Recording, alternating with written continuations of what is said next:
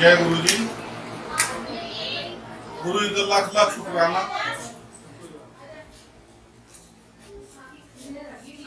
हम लोग गुरु जी की महिमा को नहीं समझ पाते।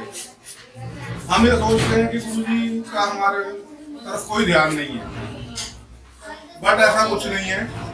गुरु जी हम पे हमेशा मेहर बरसाते हैं, जो हमें नहीं दिखाई देती तो भी वो बरसा रहे होते हैं। और वो कैसे मेहर करते हैं, मैं आपको अपना ही सत्संग सुनाता हूँ, जो 15 दिन पहले का।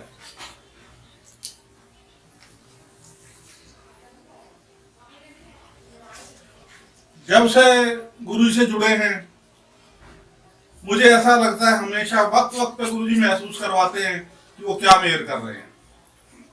और इस समय जो उन्होंने दिखाया, ये बहुत बड़ी बात है हमारे लिए। अभी 10 दिन पहले इत्तेफाक से हमें टेस्ट कराने का मौका मिल गया। एक कैंप लगा हुआ था, वहां जाके अपने टेस्ट करवाओ। वहां हम टेस्ट करने चले गए, बीपी, शुगर, हड्डियों का। वहां गए, शुगर ठीक, हड्डियों का ठीक, लेकिन बीपी 180, 120, 180, 120। वो डॉक्टर देख के हैरान कह रहे हैं, आप ठीक तो हो, चक्कर तो नहीं आ रहे, चल फिर रहे हो? मैंने कहा भैया मुझे तो कुछ भी नहीं पता लग रहा। मेरा घर तक चले जाओगे? मैं भैया मैं तेरे को भी छोड़ के चला जाऊंगा। तो फिर दोबारा दूसरी बार टेस्ट करवाया, वहां पे भी यही नेचुरल चिंता की बात। तो कह रहे जी इतना बीपी है कि पैरालाइज भी हो सकता है, हार्ट की तरफ भी जा सकता है। हमें तो गुरु जी पे पूरा यकीन है, गुरु जी जो आप करोगे वो ठीक।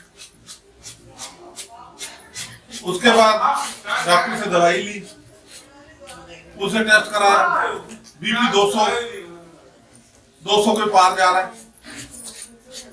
वो कह रहा है ये क्या कर रखा है? मैंने कहा जी हमने तो कुछ नहीं करा, मुझे तो आज तक महसूस ही नहीं हुआ।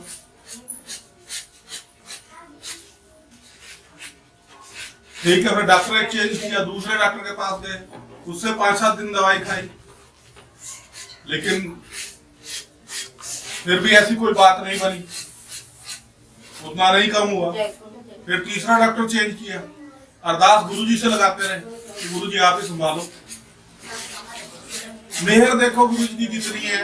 हमने कभी कोई टेस्ट नहीं कराया, अपना कोई टेस्ट नहीं कराया, लेकिन उसके बाद गुरुजी की मेहर देखो कहां से शुरू होती है। डॉक्टर ने कहा कि कोलेस्ट्रॉल टेस्ट कराओ, यूरिन टेस्ट कराओ, और मुझे 1001% उम्मीद थी और यकीन मानना को था भी। कोलेस्ट्रॉल जरूर बढ़ा हुआ होगा, क्योंकि मैं अपनी जिंदगी में कभी कोलेस्ट्रॉल चेक ही नहीं कराया, और मुझे बहुत समय से लगता था कि कोलेस्ट्रॉल जरूर होगा। क्योंकि कहते हैं कि बीपी, शुगर और कोलेस्ट्रॉल 3 में से 2 जरूर होती है, कोई सिंगल नहीं होती। 2 जरूर होंगी इकट्ठे, फ्रेंडशिप होती है, एक से एक आना है, बाय 1 गेट 1 वाला। तो टेस्ट कराया, मेरे को 1001% यकीन था कि मेरे गुरुजी आपसे ही अरदास है, आप ही संभाल सकते हो। और वो सब कुछ था जिस चीज को डॉक्टर डाउट कर रहे थे, कोलेस्ट्रॉल का, यूरिन का। फिर अगले डॉक्टर ने, जो हमारा फैमिली डॉक्टर है, उसने किडनी और लीवर, उनके दोनों टेस्ट लिख दिए कि आप ये भी करवाओ, हमें पता लगे बीपी बढ़ क्यों रहा है। बिना किसी वजह तो कुछ नहीं होता। उसने 1 दिन की दवाई दी, दवाई ने कुछ नहीं करना गुरुजी ने था, क्योंकि हमारी अरदास वही थी। आप यकीन नहीं मानोगे, पहला टेस्ट आया कोलेस्ट्रॉल का, एब्सोल्युटली नॉर्मल, कोई दिक्कत नहीं। यूरिन का नॉर्मल। अब पूरा डाउट हमें हो गया कि 2 टेस्ट ओके हो गए हैं, तो किडनी और लीवर में से कहीं दिक्कत आएगी, क्योंकि आखिर कोई वजह तो है ना। कोई चीज अगर हो रही है तो क्यों हो रही है, जड़ तो होती है कहीं ना कहीं। लेकिन हमें तो अपने गुरुजी पे पूरा भरोसा है कि वो चाहे तो क्या नहीं कर सकते। तो बहुत छोटी छोटी बातें हैं, उनको पता नहीं। लोगों कैंसर ट्यूमर ठीक कर दिए, चलो जी हमने वो भी टेस्ट कराए, मैंने कहा इसकी रिपोर्ट आ जाए। अगले दिन उसकी रिपोर्टें भी आ गई। जय गुरु जी। आप यकीन नहीं करोगे, वो भी नॉर्मल, तो ये है हमारे गुरु जी।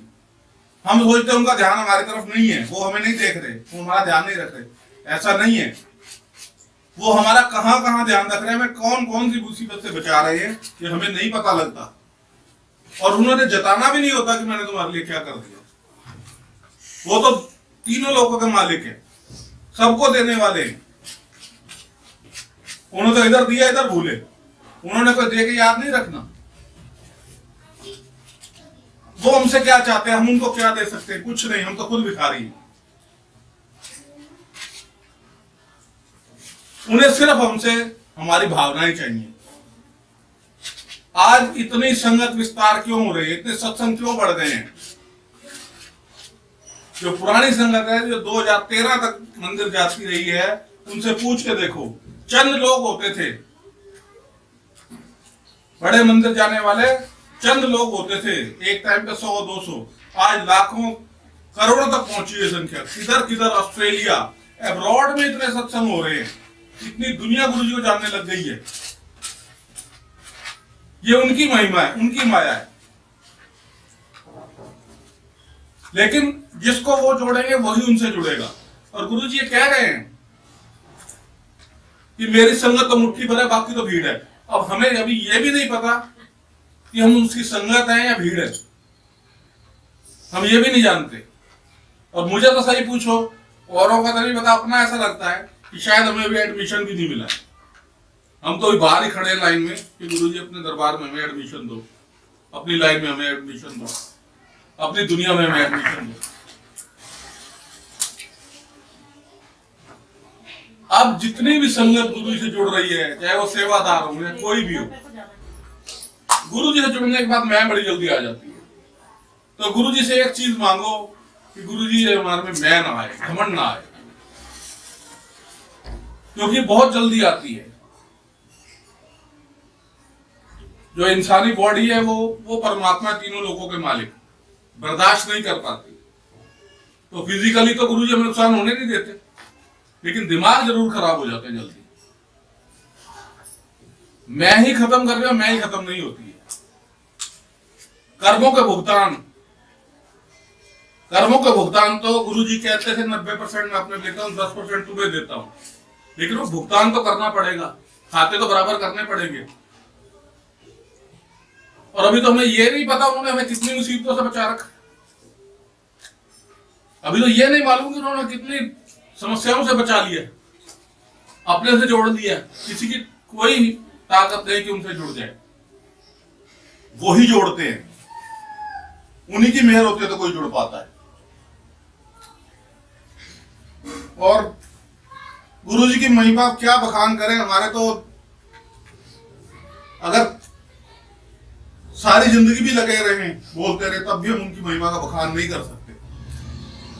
वो तो देने वाले हैं, वहां तो समुंदर है, ये तो हम लोगों के ऊपर है कि हम उनसे क्या ले सकते हैं। वो तो देने के लिए बैठे हैं, देने के लिए आए हैं। पुरानी संगतें उस समय की भी नहीं समझ पाई कि वो कौन थे।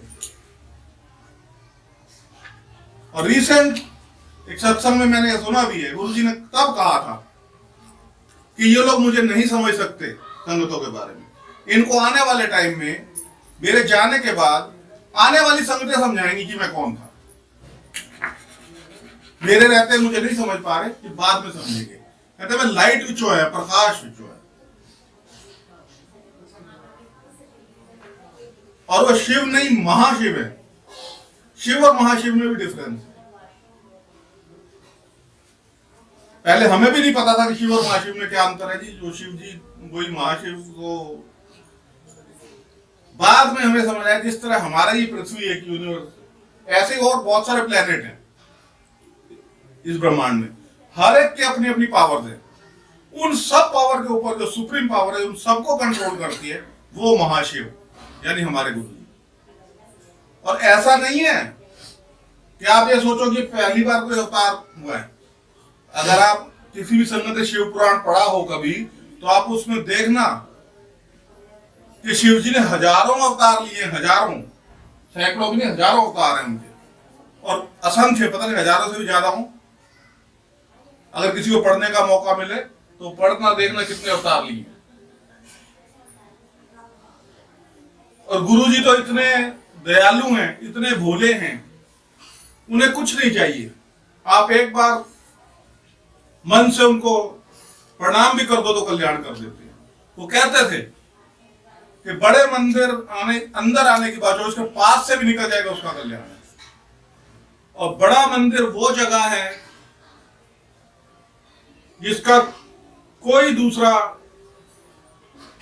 अल्टरनेट हो ही नहीं सकता। गुरुजी ने खुद अपने मुंह से कहा है कि इस शिवलिंग में जो ऊपर है 12 ज्योतिर्लिंगों से भी ज्यादा मैंने पावर डाल दी, जो इसके आसपास से भी निकल जाएगा उसका कल्याण है। और उनके चमत्कारों, उनके करिश्मों की तो कोई गिनती ही नहीं है। अगर हम बखान करने लगे तो ये जिंदगी भी छोटी पड़ जाएगी, लेकिन सत्संग खत्म नहीं होंगे। हर आदमी, हर संगत के पास अपने सत्संग है।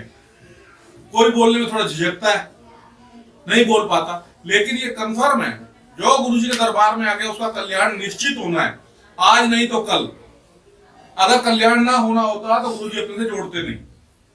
जिसको जोड़ा उसका कल्याण निश्चित है। कितना समय लगेगा वो कर्मों का हिसाब है, कब उसके कर्म कट पाएंगे।